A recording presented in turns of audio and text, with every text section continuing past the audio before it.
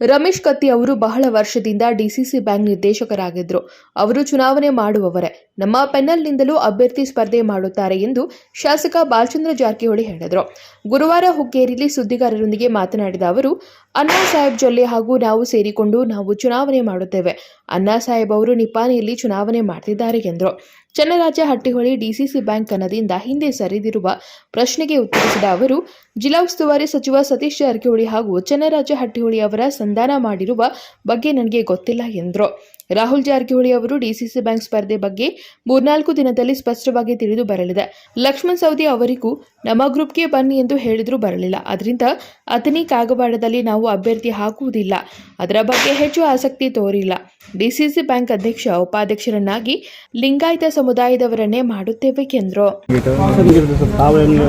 ಇಲ್ಲ ನೋಡಿ, ಈಗ ರಮೇಶ್ ಕತ್ತಿ ಅವರು ಇಷ್ಟು ವರ್ಷ ಭಾಳ ವರ್ಷ ಅವರು sugar factory DC bank director ಅದಾರೆ.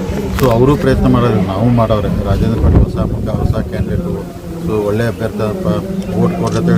ಈಗ ನಾವು ಅನ್ನ ಸಬ್ದಲ್ಲಿ ನಾವು ಇನ್ನೊಂದು 2-3 ದಿವಸದಿಂದ ಎಲ್ಲ ಡಿಸಿಸಿ ಬ್ಯಾಂಕ್ನಾಗೂ ನಾವು ಶುರು ಮಾಡ್ತೀವಿ. ಎಲೆಕ್ಟ್ರಿಕ್ ಸೊಸೈಟಿ ನಮ್ಮದು ಅಂದರೆ ನಮ್ಮ BJP ನಮ್ಮ ಮಂದಿ ಅದಾರು, ನಾವು ಅವ್ರಿಗೆ ಹೇಳ್ತೀವಿ. ಈಗ AB ಪಾಟೀಲ್ ಅರ್ಧ ಮಂದಿ ಕಾಂಗ್ರೆಸ್ ಅಂತಂದು ಅವ್ರು ಮಾಡತ್ತಾರೆ ಪ್ರಚಾರ. ರಮೇಶ್ ಕತ್ತಿ ಅವರು BJP ಅಂತ. ಈಗ ನಾವು ನಮ್ಮ ಕಡೆ ಅನ್ನ ಸಬ್ದಲ್ಲಿ ನಾವು BJP ಮಂದಿನ ನಾವು ಪ್ಲಸ್ ಕಾಂಗ್ರೆಸ್ ಅಂತ ನಾವು ಚುನಾವಣೆ ಮಾಡ್ತೀವಿ.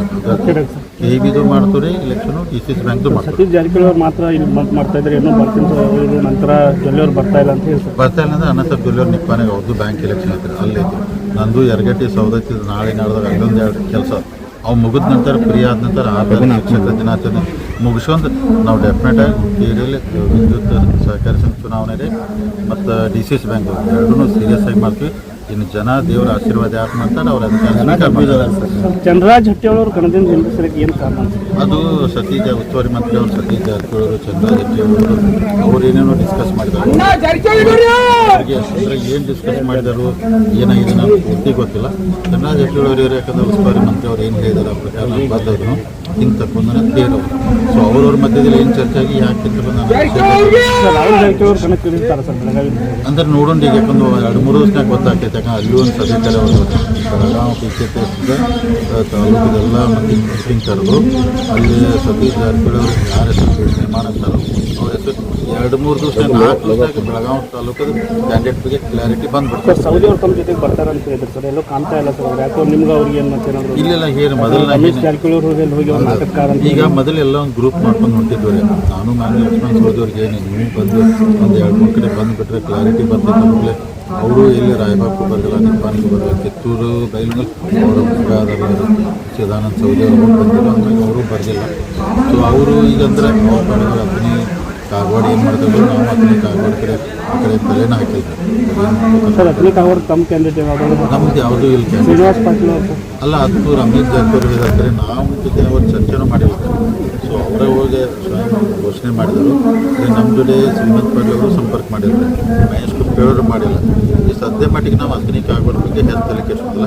ಅದನ್ನು ಬಿಟ್ಟು ಉಳಿದಿದ್ದೆಲ್ಲ ಮಾಡತ್ತು. ನಾ ಏನಿಲ್ಲ 12 ಸೀಟ್ ದೇವರ ಆಶೀರ್ವಾದ ಗೆಲ್ತೀವಿ. ಮುಂದಿನ 5 ಡಿಸಿಸಿ ಬ್ಯಾಂಕ್ ಅಧ್ಯಕ್ಷ ಉಪಾಧ್ಯಕ್ಷ ನಮ್ಮ ಗುಂಪಿನಿಂದ ಆಗ್ತಾರೋ. ಮುಂದೆ ರೈತರಿಗೆ ಇನ್ನೂ ಒಳ್ಳೆಯ ಕೆಲಸ ಮಾಡ್ತಾರೆ. ಅಧ್ಯಕ್ಷರು ಲಿಂಗಾಯತರು, ಉಪಾಧ್ಯಕ್ಷರು ಲಿಂಗಾಯತ ಮಾಡ್ತೀವಿ.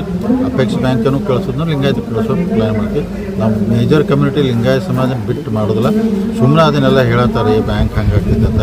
ನಾ ಏನಿಲ್ಲ ರೀ, ನಾವು ಜೊತೆ ಇದ್ದರೆ ಚಲೋ. ನಾವು ಬಿಟ್ಟು ಹೋದ ನಂತರ ಕ್ರಿಯಾಕ್ ಶುರು ಮಾಡ್ತಾರೆ. ಏನು ಮಾಡೋಕ್ಕಾಗುತ್ತೆ?